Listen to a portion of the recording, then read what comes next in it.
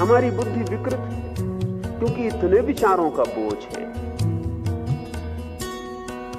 विचार ही विचार हैं, जैसे आकाश में बादल ही बादल छाए हो, आकाश खो जाए, दिखाई भी ना पड़े, सूर्य का कोई दर्शन न हो, ऐसी हमारी बुद्धि है। विचार ही विचार छाए, उसमें वो जो बुद्धि की प्रतिभा है, जो आलोक है, वो खो गया, छिप गया।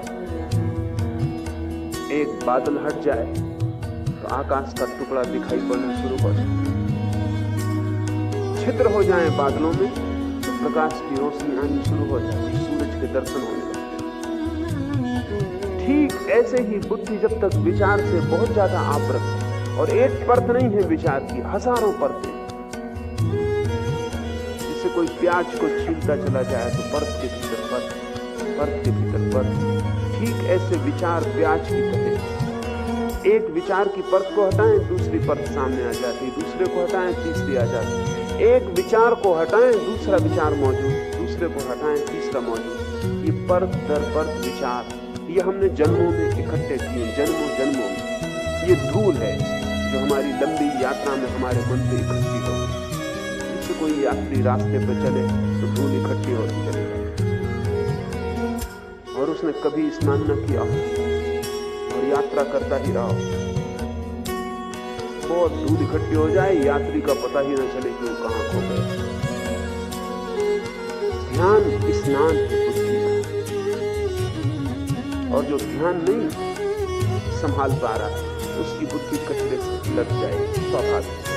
प्रतिपल संस्कार पड़ रहे हैं हर घड़ी। पूरे दिन में वैज्ञानिक कहते हैं कोई 10 लाख संस्कार बुद्धि पर पड़े। आप सोच भी नहीं सकते 10 लाख कहां से पढ़ रहे। हर चीज का संस्कार पड़ रहा है। अभी मैं बोल रहा हूं, ये संस्कार पड़ रहा है। पक्षी आवाज कर रहा है, वो संस्कार पड़ रहा है। एक कार का हॉर्न बजा, वो संस्कार पड़ा। वृक्ष में हवा दौड़ी, वो संस्कार पड़ा। पैर में एक चींटी ने काटा, वो संस्कार पड़ा। सिर में थोड़ी पीड़ा हुई, वो संस्कार पड़ा। पढ़ रहे हैं 10 लाख संस्कार दिन भर में, 24 घंटे में, और ये सब इकट्ठे होते जा रहे हैं। ये संस्कार दूर, और ये हम जन्मों से इकट्ठे करते हैं, इसलिए बहुत परतें इकट्ठी होती। जब आप सोए हैं तब भी संस्कार पड़ रहे हैं। नींद लगी है आपकी, लेकिन इससे कोई फर्क नहीं पड़ता क्योंकि बुद्धि पूरे वक्त काम कर रही है। बाहर कोई आवाज होगी, नींद में भी संस्कार पड़ रहा है। गर्मी पड़ेगी, संस्कार पड़ रहा है। मच्छर आवाज कर रहे हैं, संस्कार पड़ रहा है। करवट बदली, संस्कार पड़ रहा है। गर्मी है, सर्दी है, पूरे समय बुद्धि इकट्ठा कर रही है। हर चोट बुद्धि की क्षमता बहुत ज्यादा है। वैज्ञानिक कहते हैं कि अनंत संस्कार बुद्धि इकट्ठी करती है। आपके इस छोटे से सिर के भीतर कोई 7 करोड़ सेल है, और एक एक सेल अरबों संस्कार इकट्ठा कर सकता है। कोई अंत नहीं। सारे दुनिया का जितना ज्ञान है वो एक आदमी की बुद्धि में समाया जा सकता है। ये जो इकट्ठी होती परतें हैं, इनके कारण आप आच्छादित हैं। इस आच्छादन को तोड़ना पड़ेगा।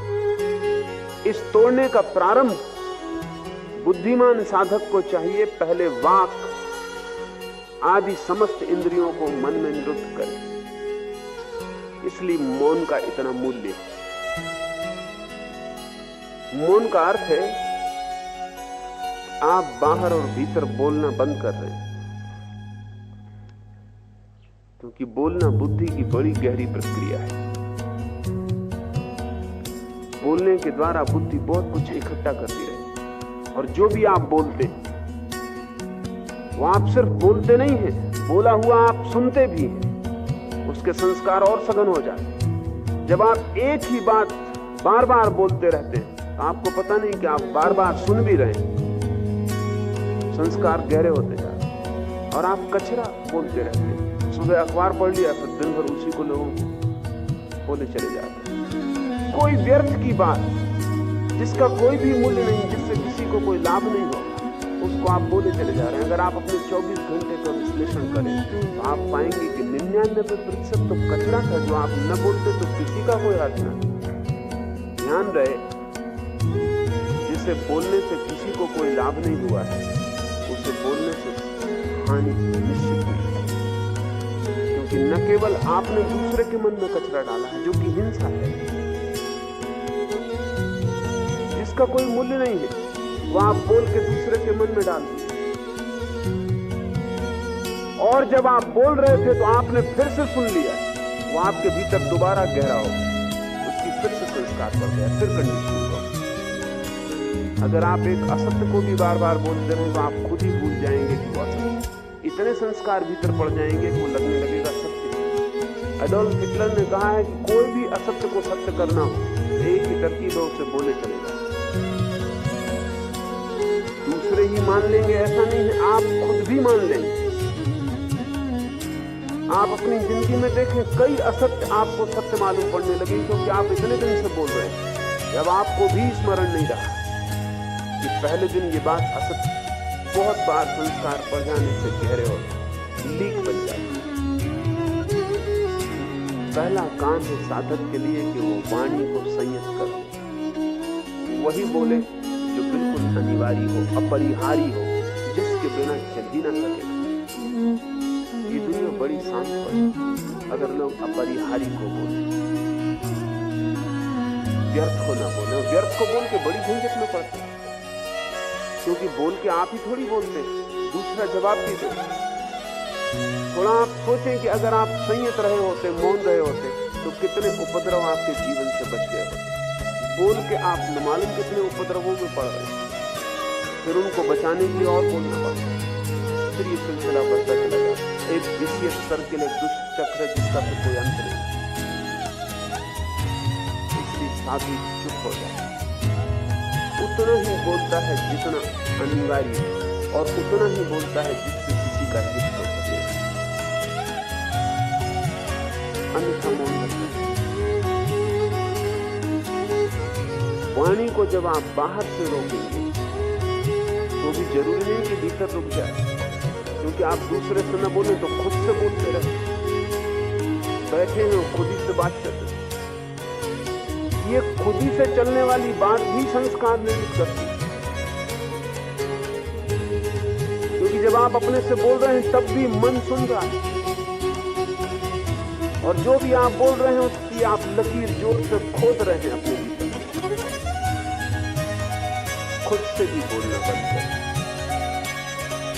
वाणी बड़ा उपद्रव, जरूरी नहीं है कि उपद्रव ही हो, हमने उपद्रव बना लिया।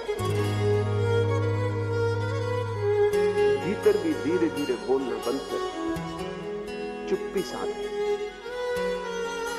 मौन को फैलने दें। जितना जितना मौन फैलेगा उतना उतना मन विसर्जित होता चला जाएगा। जैसे जैसे मौन घना होगा वैसे वैसे बादल तिरोहित होने लगेंगे, जगह जगह से छिद्र टूटने लगेंगे और रोशनी भीतर की आने लगेगी। धर्म का, सारे धर्मों का आधार मौन। महावीर 12 वर्ष मौन रहे। बुद्ध ने अनेक अनेक दिन मौन में बिताए। जीसस बोलने के पहले मौन में चले गए। उनका अवतरण हुआ जब वे परम मौन की अवस्था में। इस जगत में जो भी सत्य का अवतरण हुआ है वो तब हुआ है जब भीतर सब शांत। उस शांत क्षण में ही हमारा तालमेल, हमारी ट्यूनिंग ब्रह्म से जुड़ जाती है। वो मौन का कांटा ही हमें आभास से भीतर ले जाता है और सत्य से जोड़ देता है। इसलिए हमने साधु को मुनि कहा। मुनि का अर्थ है जो मौन हो गया, जो भीतर चुप हो गया। असल में वही बोलने का अधिकारी है जो भीतर चुप हो गया हो, क्योंकि उसके बोलने का कुछ मूल्य होगा, क्योंकि बोलने का अर्थ होगा उसने कुछ जाना है जिसे वो दे रहा है।